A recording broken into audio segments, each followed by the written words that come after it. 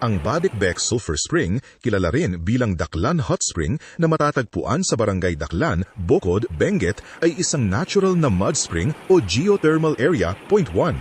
Pinagmulan ng pangalan, kahulugan.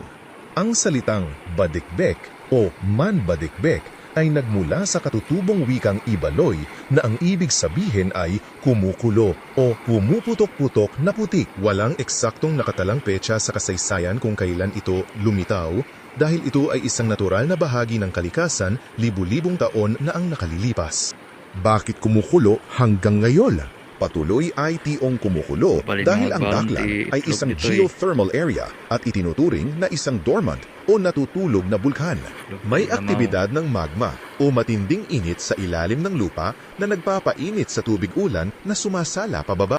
Ang mainit na singaw at gas na may sulfur ay umaakyat pabalik sa ibabaw kaya nagiging kumukulong putik at tubig ito na may temperatura na umaabot sa 78 degrees Celsius hanggang 8.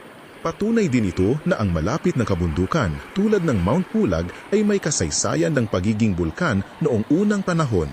That's all for today, kaalaman. Maraming salamat po.